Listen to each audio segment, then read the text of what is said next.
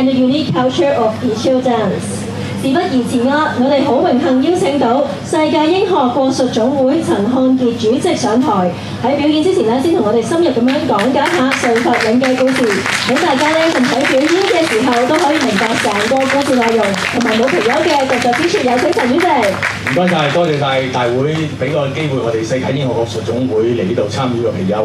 咁咧皮優可能大家咧就比較少見嘅咁都多謝非遺咧，不然咧就喺2014年嘅時候咧就列入為呢個表演項目清單咧，令到我哋個皮優咧嘅項目咧就多啲人咧去知道嘅。咁我咧都好快咁講皮優有啲乜嘢啦。咁其實咧早在嘅典籍咧喺漢代已經有㗎啦。咁都係一個瑞獸嚟嘅多數都喺漢朝咧係一啲古墓嘅嗰度咧都見到啲石像啊。咁再早啲咧喺阪泉戰即係皇帝蚩尤同啲軒轅皇帝打仗嘅時候咧，都有記載過皮優呢一種動物嘅。咁去到咧一路流傳到啲客家嘅民族裏邊咧，都有呢個皮優呢一樣嘅生物啦。咁久而久之一路傳落嚟南下咧，去到呢個廣東江西福建閩南嘅地方，去到我哋香港啦，甚至去到台灣咧，都見到好多文化，好多客家民族咧有玩呢個皮優呢一種嘅民族嘅活動嘅。咁藉此咧就係表達佢哋嘅族人嗰個團結啦，同埋有時有啲慶節或者係啲慶典嘅時候咧，佢哋都會用皮優咧去代表嘅。咁有啲傳說仲話佢有入冇出啦，即係冇江門嘅。中國人咧就好醒目嘅，諗到呢啲有入冇出嘅嘢咧，就諗好咧，佢哋係屬於呢個係財富啦，咁有入冇出。好啦，咁事不宜遲，講翻我哋今次呢個故事個劇目啦。垂佛嶺皮優咧，其實係其中一個皮優咧，佢自己嗰個嘅表演嚟嘅。咁佢其實仲有青猴戲皮優啦，垂佛嶺皮優啦。咁垂佛嶺皮優咧有稻香拋呢一個故事啦。咁今次呢一個故事咧就係講緊咧都係稻香包咁樣嘅形式嘅。不過佢今次呢個皮優咧就講緊咧皮優想盡辦法想食香包，想食呢個大頭佛呢個垂佛個包袱裏面嘅一啲物件啦，或者係有啲嘢飲啦，或者有啲嘢食啦。從而做出一啲趣怪嘅動作啦，令到個皮優嘅故事性同埋趣味性咧，就達到即係俾大家有個好好嘅觀感嘅。當中咧有好多詼諧同埋趣怪嘅表情咧會出現得到嘅。其實皮優裏邊咧都仲有一啲叫做醉皮優嘅表達嘅形態嘅。當中都會有好多咁樣嘅表達方式。至於皮優去玩嘅形式咧，就多數會用呢啲翻騰滾動嘅動作啦。我哋呢個係尖面皮優嚟㗎，所以咧個動作咧就比較靈活啦，同埋多低裝嘅馬啦，用腿法啦，用呢個手法咧去轉動。稍後咧，我哋表演完之後咧，我哋都會再逐一同大家分享下基本嗰個玩法係點樣嘅。時間交翻俾大會。多謝晒陳主席精彩嘅講解聽完主席嘅分享啦，相信大家都急不及待想睇下皮優嘅神態Thank you, Chairman Chan, for the wonderful insights. After hearing your sharing, I'm sure everyone can't wait to see the Pichio performance. The upcoming performance is truly unique, featuring a lively and engaging storyline. After the performance, Mr. Chan and Vice Chairman Mr. Yim will also share more about our festive costumes. They will also demonstrate the authentic footwork of the Pichio dance right here on stage and interact with our audience, especially the kids.喺表演完結之後啦，陳主席同埋嚴副主席就會同我哋講解下相關嘅節慶習俗，更加會即場示範舞皮優嘅正宗步法，同台下嘅朋友仔，尤其係小朋友進行互動 Now please get your applause ready and let's enjoy the interactive stage performance on 瑞佛林皮丘 dance presented by the World Eagle Crane Martial Arts Association。而家請大家準備好掌聲，一齊欣賞由世界英學國術總會帶嚟嘅瑞佛領皮丘表演及舞蹈，有請。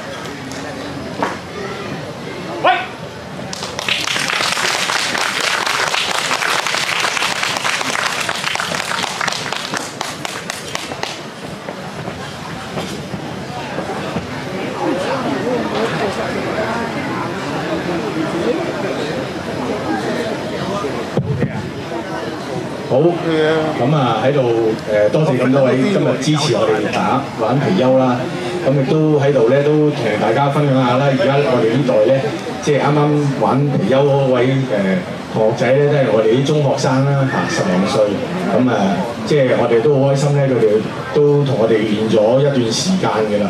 咁堂夠1年咧，都參與呢個活動，咁我諗希望大家俾啲掌聲佢哋啊，好啊！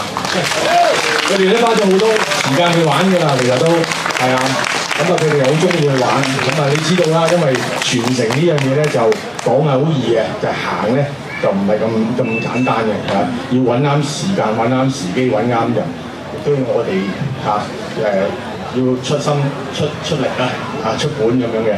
好啦，先頭咧講咗嗰個貔貅嗰個嘅故事啦，咁我諗但係在座咁多位都睇得明我講咩㗎，係嘛？係啦，其實咧我哋傳統咧玩貔貅咧係有故事性嘅，有故事性有趣味性，配合音樂去玩。咁另外有好多步法咧，你見到佢有好多墜步啦，有好多騰跳啦，有好多跌步啦，我哋叫做啊。咁另外只係先頭見到咧舞嘅時候有啲叫做開莊，咩嚟嘅咧？開莊咧就其實咧係自己每一個門派有嘅功夫嚟嘅，咁代表咗自己嘅門派啦。咁喺客家嘅一啲水手運動裏邊咧，都會有好多咧見到有開莊呢一種嘅形式嘅，包括藍絲都會有，麒麟有時都會有啲會有嘅，嗰啲海陸豐麒麟咧都會有嘅喎。呢個係一個特色嚟嘅嚇，而家咧我哋睇下有冇同學或者在座咁多位小朋友想上嚟玩下嚇。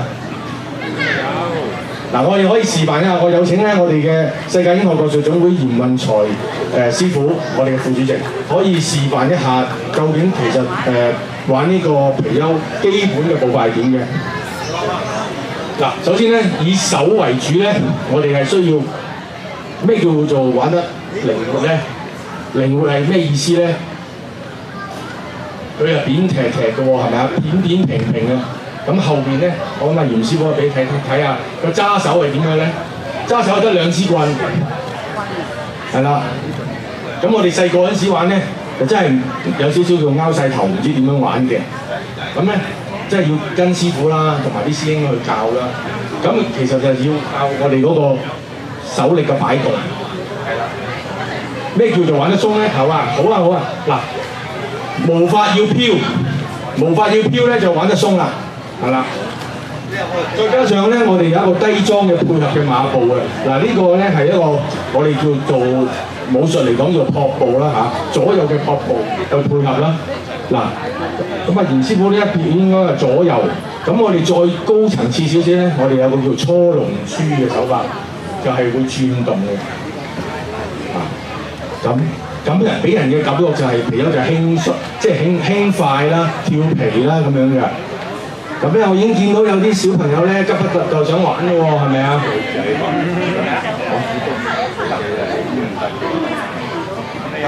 好啦，咁由嚴師傅可以試下玩下，係啦。你就住佢先。好啊，先頭咧玩嗰位嘅貔貅頭咧，都係一位女女同學嚟嘅嚇。咁啊，以往咧我都想同大家分享，以往我哋咧冇皮優或者冇旗人咧，我哋好少男生嘅因為啲傳統觀念啦。咁但係時至到而家呢個年代咧，其實咧就應該要放寬一啲啦，男女應該都可以一齊玩啦嚇。而家咧可以試下嘅喎，一齊玩下喎嚇。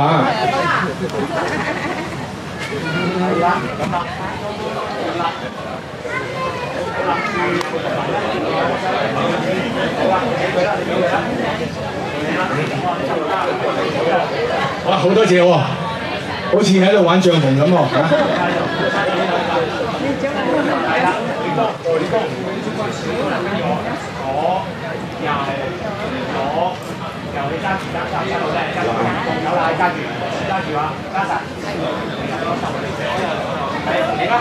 可以㗎，可以係。我哋不如輪住試一試啊嚇。嗱，因為呢隻貔貅咧就比較重啊，咁咧可能就要啲時間嘅，係啊。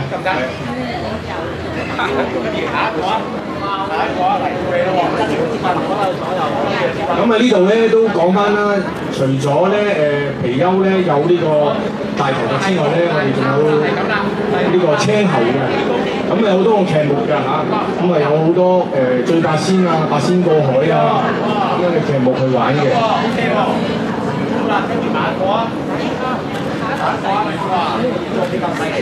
嗱，因為咧，其實冇貔貅嚟講咧，就比冇藍絲咧嗰個嘅辛苦程度比較高啊。藍絲係一個有筒形啊，要笠住啊，但係佢係扁塌型嘅咧，就變咗你一定要長期要揸住嗰支棍咧。係啦，已經咧有啲小朋友咧係好開心啊。其實佢哋唔係冇頭啊，佢哋中意咧匿咗喺入邊啊，仲開心啊，係咪啊？係。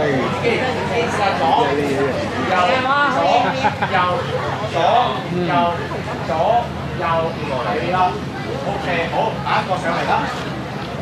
係。咁即係我而家揸穩佢高喎，揸落啲。好啦，我哋咧，我哋嘅團隊咧就仲有一個介紹嘅。呢一隻咧叫做貔貅仔，一個人咧可以玩嘅。小朋友咧就係俾我哋玩，喺嗰個故事裏邊咧，其實可以加入咗貔貅仔嘅。你係啦，又係呢個咧忠實 fans 啊，佢嚟咗好多日㗎啦，2日㗎啦。示範一下先，我教咗你㗎啦已經嚇，加上佢。係啦，忠實 fans。可以揸住呢個貔貅仔咧，自己摟住行嘅喎嚇。咁啊總括而言咧，貔貅咧雖然佢係兇猛嘅、靈活嘅，但係都有咧詼諧同埋趣味嘅一面嘅。咁樣轉動啦，係啦。好啦，其他同學仔、其他小朋友可以過嚟呢度喎，俾人玩下先再俾大家。好啦，好下一位啦喎，下一位小朋友可以試下嘅喎，可以揸住嘅喎，嗱揸住呢個，你揸住呢兩個唔緊要，揸住明，舉高好似舉到直，望到啲觀眾嘅，係嘛？跟住左。呢個哥哥仔玩得好犀利喎，佢識得抖喎嚇，我哋叫做抖。咁咧，我哋就貔貅咧就少用呢個抖，但係唔係冇，我哋主要咧就會用旋呢個方法。OK， 下一個可以試多次喎嚇，因為呢個力量係需要嘅，係啦。好啦，唔該晒你，好啊，到下一位咯。哇，呢個公主咧可以試下攞下先嚇。細好啲啊！可以玩得到啊！睇下先。跟住你可以試下呢個打網嘅，打網嘅，因為太大啦。排隊。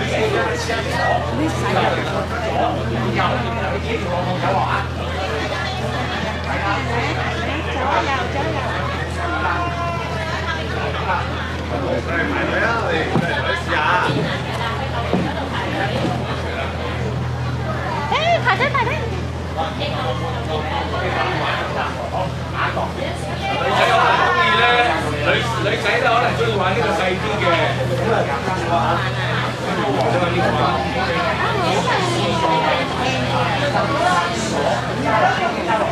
係啊，執到呢個啱啊！點嘅樣啊？好似陳啲人當出嚟，望住我，好似我，望住我，係啊，玩到右，係都落嘛。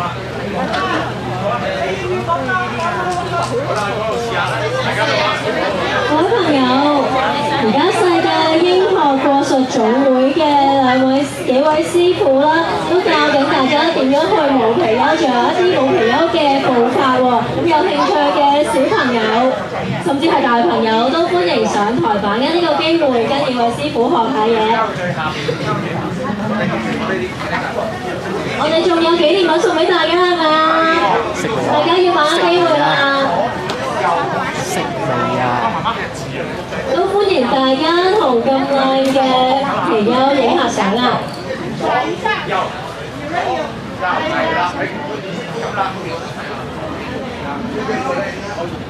好啦，跟住下一個係咪啊？好，過嚟啊！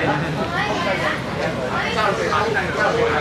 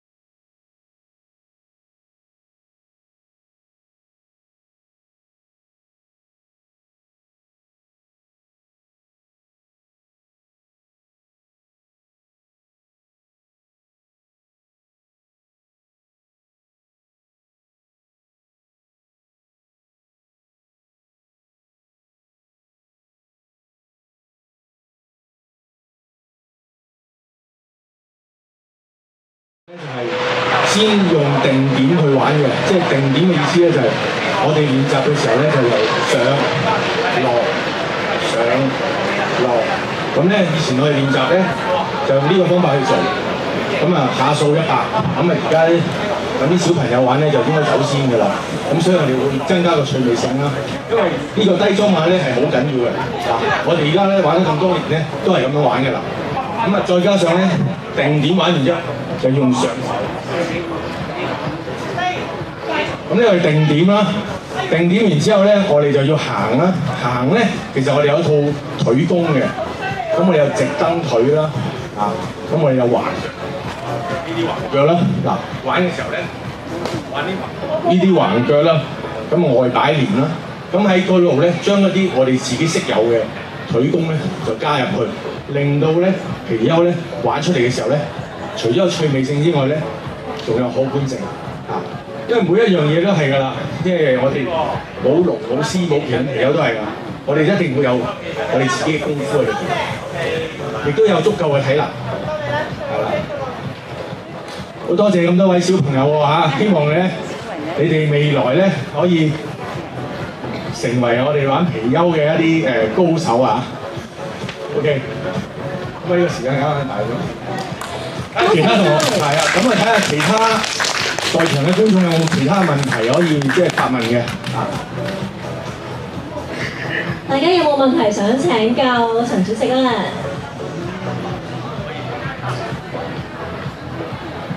你好啊，我想問咧，皮優係咪表演嘅時候唔會同埋麒麟嗰啲一齊表演嘅？即係話都會 cross over 一齊玩嘅？其實以前咧係冇嘅。係一齊玩嘅，因為我哋以前自己都會有麒麟啦，有獅啦，咁其實基本上都會一齊玩嘅。咁冇話有任何嘅即係忌諱嘅，只不過可能見到對方第二個門總會啦，或者體育會咧嘅一啲順手，我哋就會有一個打招呼嘅儀式。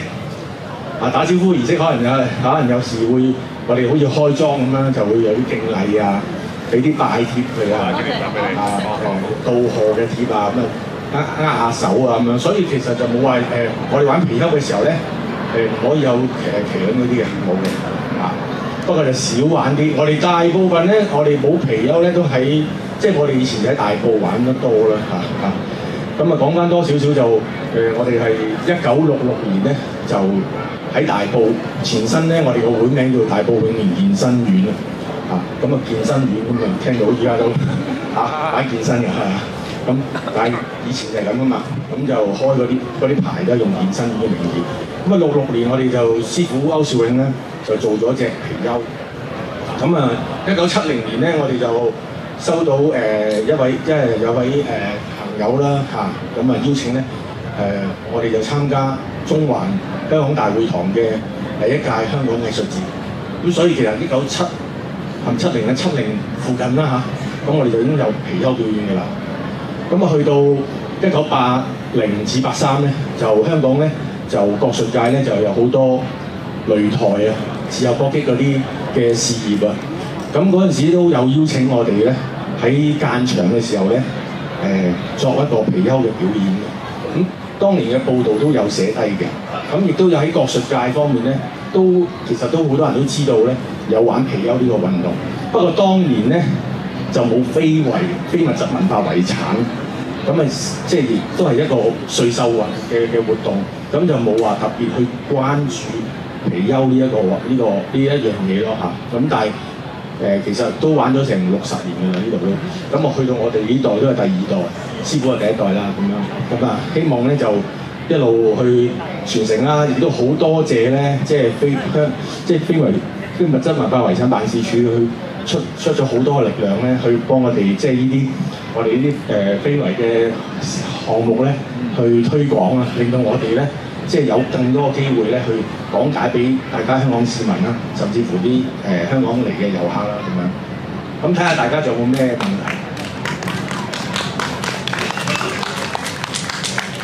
請問咧舞獅就有好似採青啊嗰啲咁嘅某啲特定嘅動作啦，咁貔貅有冇類似嘅有呢類咁嘅項目？有嘅，第一樣嘢就係佢唔會吐青嘅，佢唔會吐青因為咧，如果佢咧打自己嘴巴啦，因為咧有入冇出啊嘛。係喎。咁你吐青咪即係自己打自己嘴巴啦，係咪先？即係我哋就冇吐青嘅。咁你話有冇咩特定動作咧？有嘅，我哋有一個叫做走四門嘅方式。咁走四門咧，其實咧麒麟都有嘅但係貔貅咧就會有佢自己嘅玩法。咁四門係咩意思咧？東南西北走四方，走去四方嘅拜天拜地因為中國人通常都係用有少少逆數嗰個嘅理念啦咁玩之前咧就去我哋探路啦，咧我哋叫圍門啦，圍門之後就敬禮啦。所謂圍門咧就亦都有兩種嘅，一種叫俗稱麒麟都有嘅叫開金錢所以都好聽開金錢，開完金錢咧就敬禮，敬完禮閂金錢，順逆時針就走翻個圈，咁一個整體完之後咧，我哋就進門啦。進門咧去到一笪地方，我哋就要拜四門啦，我有啲叫拜四門，有啲叫走四門啦。咁我哋就會喺嗰度玩一啲四門嘅嘢，即係嘅儀式都係一啲我哋叫好尊敬嘅一啲嘅儀式啦咁完咗之後咧，我哋就會玩一啲低裝嘅馬步啦。咁先頭都講啦，其實我哋有12種腿法，8種嘅馬步嘅12種腿法咧，其中咧就係包括直蹬腿啦、橫擺腿啦、內擺啦、凌空嘅騰跳啦、單飛、雙飛啦、旋風腿啦，咁就配合喺裏面嘅。咁你聽完之後咧，我諗你都覺得哇，都好吃力㗎因為你見到先頭個貔貅咧玩嘅時候咧，學員咧除咗要擺動之外咧，仲要係下面嘅功夫要玩得好紮實嘅。咁當然啦，佢哋都係啱啱玩嘅啫。咁我哋玩咗幾十年咧，就真係花咗好多時間同埋功夫去做啦咁樣咯。咁但係總括而言就係貔貅嗰個特性就係先頭同舞獅唔同，舞獅咧就4平大馬嘅弓步、麒麟步，係咪？我哋咧冇麒麟步嘅，冇麒麟步嘅，我哋有吊馬，我哋有上腿嘅吊馬，有吊馬，有撲步，亦都有弓步，但係就冇四平馬。我哋冇四平馬。你覺得有啲疑惑嘅，可能有啲地方咧有四平馬嘅，有嘅，咁啊各施各法啦。咁因為咧，就要講翻啦，要講得好仔細咧，就係貔貅有兩種，圓練嘅貔貅，尖練嘅貔貅。咁我哋玩嗰種咧就尖練嘅，尖練咧即係收長啲嘅，輕巧啲，彈跳多啲，翻滾動作多好多。圓練嗰啲咧喺度見到咧。台灣啦，有啲叫金絲啦，佢哋叫金絲啦，或者喺廣州有時有啲地方咧都會見到啲圓啲嘅，咁啊潮汕都會見到有圓形嘅，咁佢哋嗰個彈跳就冇咁大嘅，就玩到啲抖動嘅，即係抖多啲呢度。大家表現嘅方式都唔同，但當然大家都有佢哋嘅優點啦嚇，咁所以咧。在於我哋嚟講咧，我哋就會識得分啦。咁係啊，今次都有咁嘅機會咧，都解釋翻俾大家聽，有兩種，係啦。咁我哋呢種就快速咯，即係要時間速度咯，都有停頓就唔多啊，所以都幾吃力㗎。一個節目咧大概10秒啊，十分鐘到啊應該完㗎啦，啊。咁啊，所以做賀誕嘅時候咧，都需要幾十人去幫手，有時去打音樂啊，同埋有時要幫手換手咯咁樣。咁另外啲手嗰啲條力啦，我哋叫埋裝啦。我哋玩啲舞獅啊，玩功夫都會練嗰啲橋手啊，呢個尺骨啦呢啲。咁我哋咧會練嗰個橋手嗰啲力咧，轉嘅時候咧，你試下咁樣舉起佢咧，一個鐘頭都幾辛苦嘅嚇。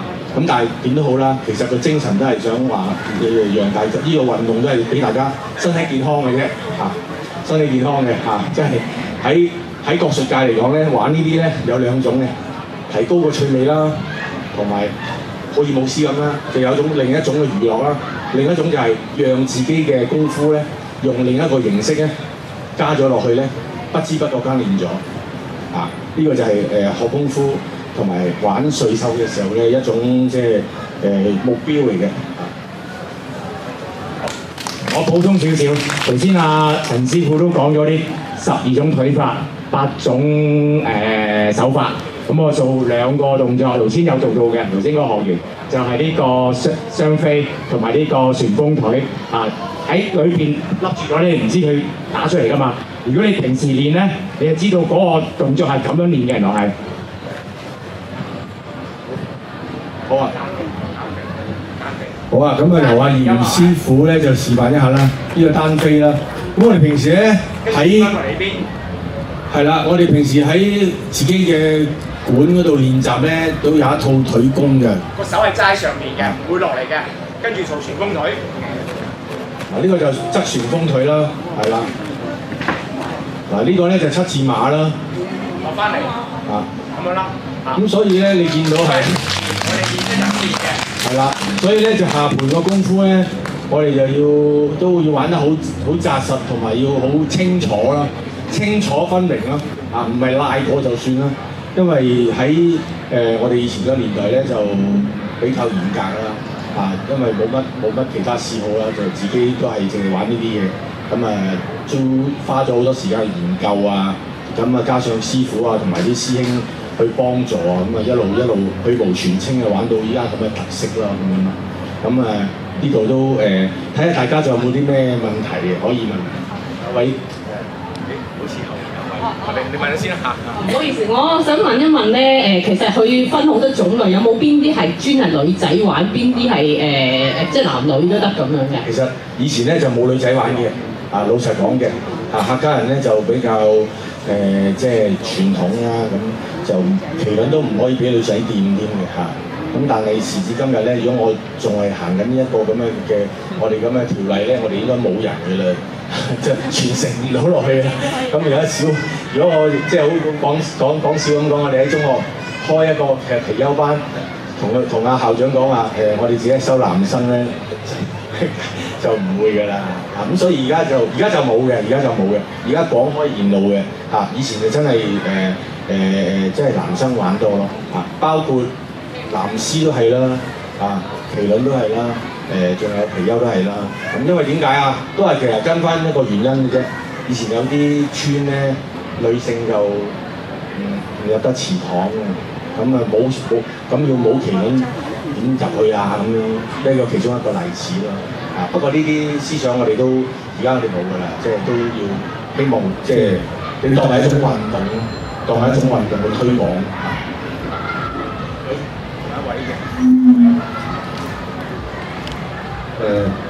有啲咩傳統節慶咧？啲人會偏向於想表演貔貅。你知啦，香港通常都係春節，人哋就第一個會諗起舞龍舞獅啦，又或者係有大型公司嘅開張會舞龍舞獅啦。有冇啲咩族群有咩背景嘅人咧？通常每某啲節慶會偏向於唔揀嗰啲而揀貔貅。其實就我諗佢哋通常都係啲圍村咧，識見到我哋玩貔貅嘅多嘅有冇話偏向啊？其實就冇話特別嘅偏向嘅，因為如果淨係齋玩貔貅咧，咁唔夠豐富啊嘛，你知啦。即係你幻想下一個圍村，如果我搞一個打醮啦，或者係賀誕啊、天后誕啊、彈弓誕啊嗰啲寶誕咧，淨係叫貔貅就唔夠豐富嘅，所以基本上都會冇話特別偏向，反而有啲咁即係有啲唔叫貔貅去舞嘅有，就係咩咧？高堂嘅大壽，高堂大壽我哋就唔舞貔貅嘅因為咧佢兇猛，驚佢剛勁咧就係咧啲動作咧就殺氣大，就驚佢影響個高堂。咁但係如果喺理性嘅角度去睇咧，又啱喎。撒啲用重又跳又成啦，撞到佢點算啊？係咪？咁撞到老人家唔係幾好啦，係咪？咁所以都會，所以就唔會玩呢啲嘅。進而咧，除咗呢啲之外咧，其實舞獅咧都擺大壽都唔好嘅。不過而家就改咗啦，因為而家可觀性高㗎，所以以前咧基本上舞獅咧，基本上咧擺大壽咧玩麒麟嘅啫，麒麟長壽啊嘛咁意頭好，同埋麒麟咧比較靜，麒麟食素嘅仲有結婚係冇錯，結婚咧冇麒麟嘅，麒麟送子啊、吐書啊、讀書啊、進遞都係冇麒麟多。貔貅咧就唔會玩嘅，不過咧貔貅就一般咧，因為我哋傳說咧貔貅咧就話佢收入咗歸依咗佛門，做咗佛祖個坐騎之後咧就順咗啦，所以咧有時有啲入伙啊，有啲廟慶啊，有啲拜祖先啊，都會去舞貔貅咁樣解咯。咁或者做一啲到會啊，都會舞貔貅嘅結婚咧都有嘅，有啲地方會有嘅。廣西啊嗰啲地方咧，都仲有我哋呢啲尖面嘅貔貅。咁佢哋嗰啲主角咧都係大致都相同嘅，有大頭髮啦，有青喉啦，都有嘅。喺廣西都有嘅，台灣都有嘅。咁我諗我10幾年前同阿師傅咧，同埋阿田師傅都去過台灣嗰邊咧，咁都考察過，即係有個機會去請我哋去睇。點解咁似我哋玩嘅方法嘅咧？咁就我都當地傾開咧，都原來個流傳都係一樣，做嘅都係做打。我哋以前做貔貅咧係用打撲去做嘅，即係有個泥帽，跟住鋪啲牛皮封箱嗰啲牛皮一路加上去嘅。咁跟住咧就做翻啲竹葉咧，就做翻個支撐。嗰啲花布碎布咧做咗落去，咁樣就做咗第一代貔貅。不過效果唔好嘅就係重，非常重。因為太多厚紙啦，咁跟住就改良咗做個竹葉啫。